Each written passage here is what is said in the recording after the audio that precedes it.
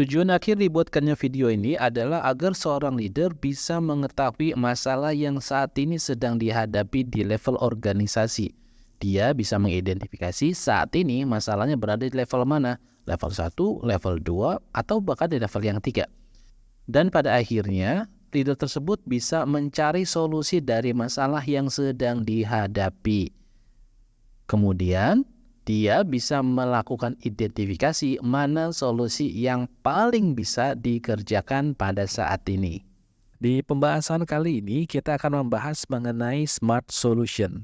Seorang leader yang mampu menerapkan smart solution dalam aktivitas hariannya, maka leader ini akan selalu terbiasa menggunakan data untuk mengambil keputusan. Di luar sana, seorang leader sudah dituntut untuk bisa mengambil keputusan berdasarkan dengan data, sehingga muncullah istilah data-driven decision making.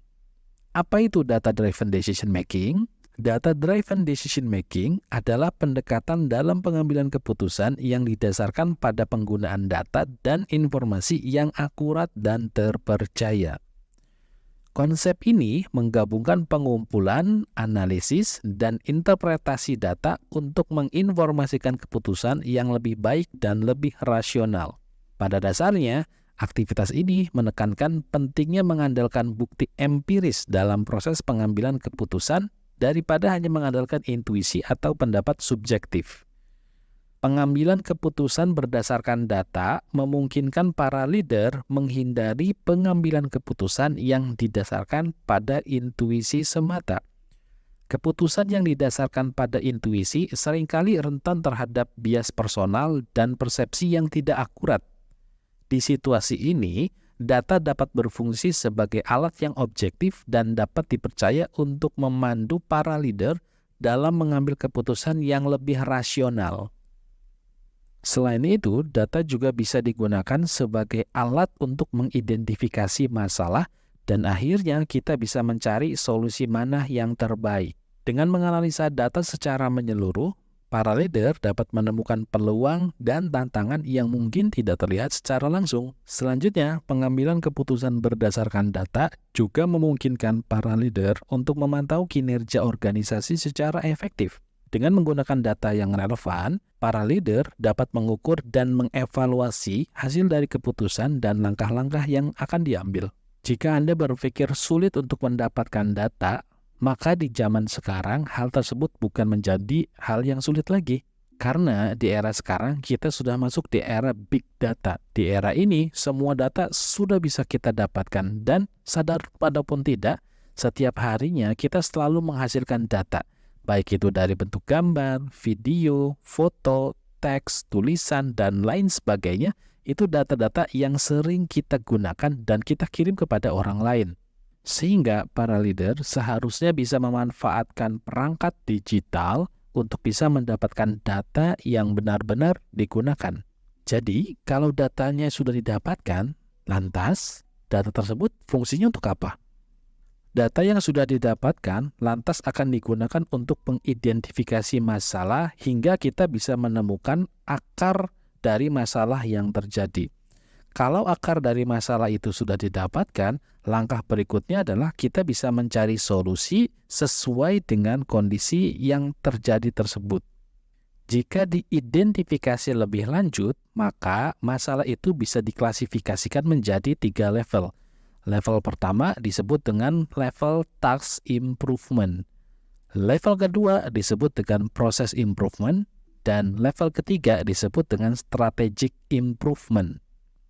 Mari kita bahas lebih dalam mengenai hal ini. Level 1.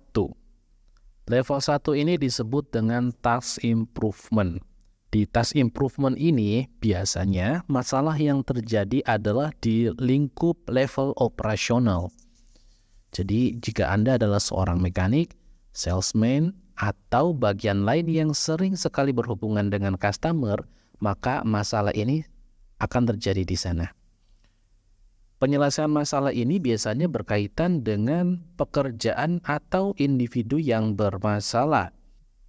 Misalkan saja, ada staf yang sering datang terlambat, kemudian salah input data, atau bagian service konsultan yang tidak bisa memperbaharui data customer setelah visit. Nah, jadi itu beberapa contoh yang sering terjadi di level task improvement. Dan waktu penyelesaian masalah ini biasanya adalah antara harian sampai dengan mingguan. Level 2. Level 2 disebut dengan proses improvement. Di level 2 ini masalahnya biasanya sangat sering terjadi di level manajerial. Jadi jika Anda posisinya adalah salesman senior, supervisor, atau foreman, dan orang-orang lain yang berada di posisi tersebut, biasanya akan sering mengalami masalah ini. Masalah ini biasanya akan melibatkan tim lain yang berkaitan untuk penyelesaiannya. Jadi bukan di taraf individu saja, tapi membutuhkan kerjasama dengan tim lainnya untuk bisa menyelesaikan masalah tersebut. Contohnya seperti ini. Apabila ada salesman yang tidak bisa menjelaskan informasi di after sales, maka dia membutuhkan bantuan dari tim after sales untuk menjelaskan hal tersebut. Atau contoh lainnya adalah apabila ada staf dari divisi service yang ternyata dia membutuhkan penjelasan lebih lanjut mengenai sales unit, maka dia akan membutuhkan bantuan dari sales unit untuk menjelaskannya. Untuk menyelesaikan masalah di level 2 atau proses improvement, biasanya waktu yang dibutuhkan adalah antara mingguan sampai dengan bulanan. Level 3 atau strategic improvement. Jadi, level masalah yang terjadi di level 3 ini biasanya dialami oleh para head. Jadi, bagi Anda yang berada di posisi sebagai sales manager, operational manager, after sales manager, atau posisi-posisi lain yang lebih strategik, maka Anda akan familiar dengan masalah di sini. Dan apabila Anda bertemu dengan masalah di level 3, kadangkala kita membutuhkan bantuan dari eksternal atau dari perusahaan lain untuk bisa menyelesaikan masalah ini. Karena di level 3 ini masalahnya bisa dibilang menjadi masalah yang kompleks. Contohnya, penjualan Anda yang stagnan, customer yang tidak puas dengan pelayanan Anda, atau bahkan ketika Anda ingin membuka cabang baru, maka masalah ini yang akan terjadi. Untuk bisa menyelesaikan masalah di level 3 ini, kadangkala kita membutuhkan waktu yang jauh lebih panjang lagi. Bisa jadi durasinya dari bulanan atau bahkan sampai dengan tahunan.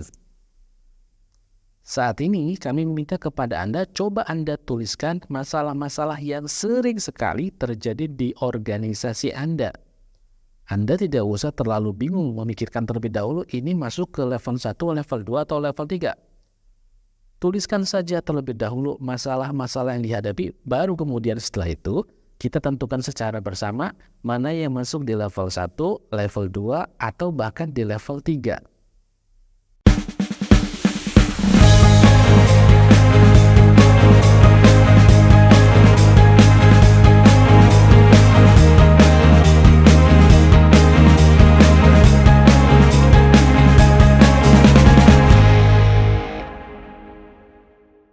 Bagaimana? Sudah dituliskan? Oke, kita anggap sudah dituliskan ya.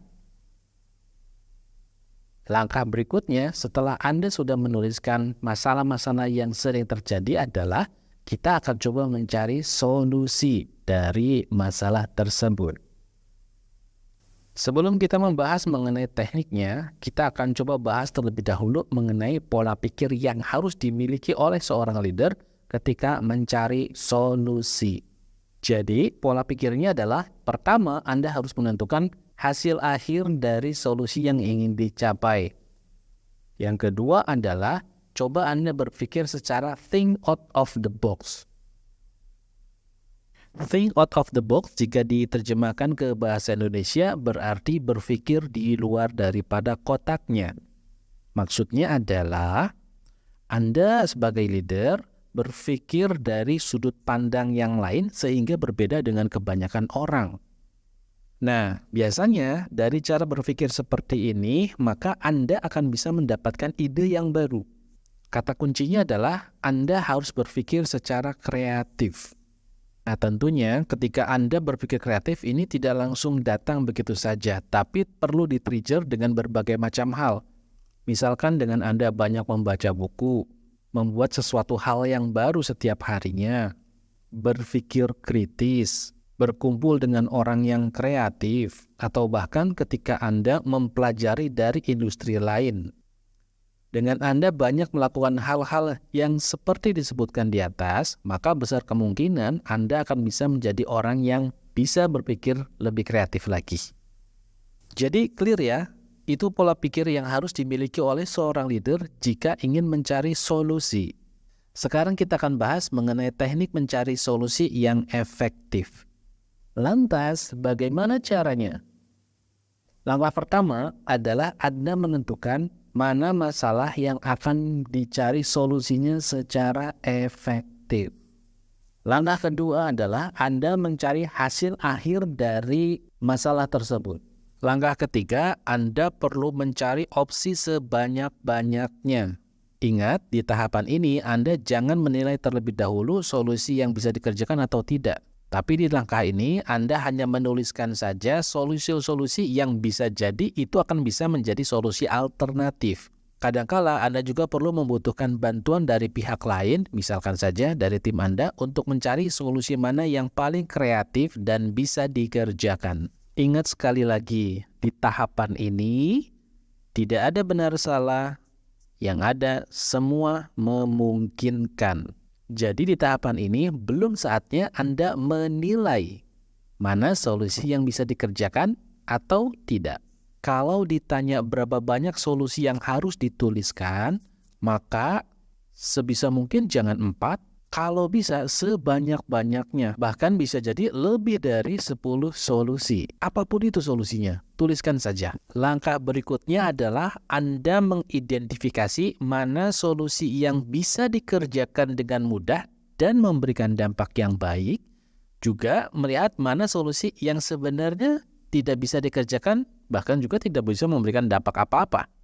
Untuk bisa mengidentifikasi hal tersebut, maka kita perlu mengenal pendekatan yang disebut dengan Action Priority Metric. Action Priority Metric adalah konsep yang digunakan untuk menentukan prioritas tugas dengan mempertimbangkan dampak dan usaha yang diperlukan.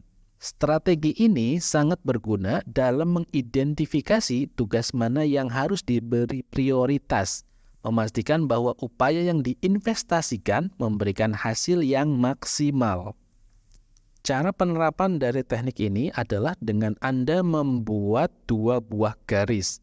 Garis pertama kita sebut dengan garis X atau garis, kemudian garis yang kedua adalah disebut dengan garis Y atau garis dampak usaha. Berikutnya, tambahkan 4 kotak ke grafik.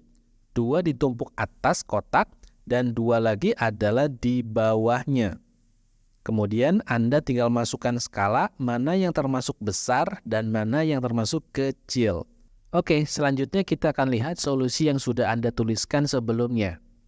Kali ini kita akan memasukkan solusi yang sudah dituliskan ke dalam masing-masing kotaknya.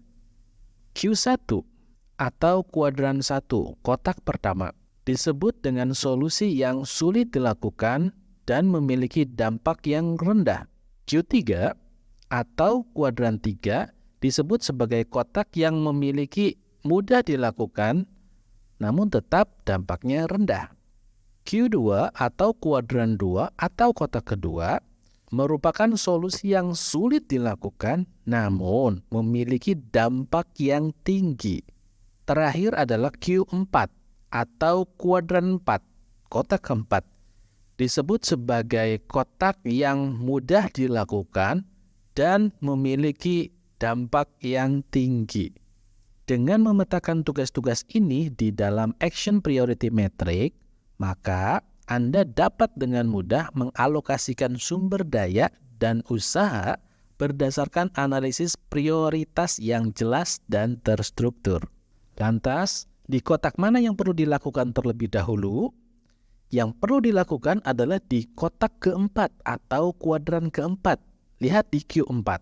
Itu dulu yang perlu dilakukan karena aktivitas di sana atau solusi yang ada di sana merupakan solusi yang mudah dilakukan namun memberikan dampak yang besar.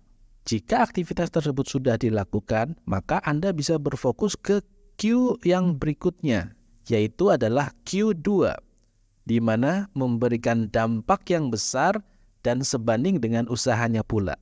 Jadi seperti itu aktivitas yang perlu dilakukan oleh leader untuk mengidentifikasi masalah, mencari solusi, dan mengkategorikan mana solusi yang bisa dilakukan dan mana yang belum bisa dilakukan.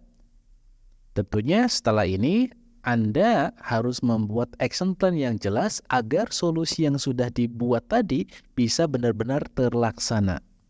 Di video berikutnya, kita akan membahas mengenai hal tersebut.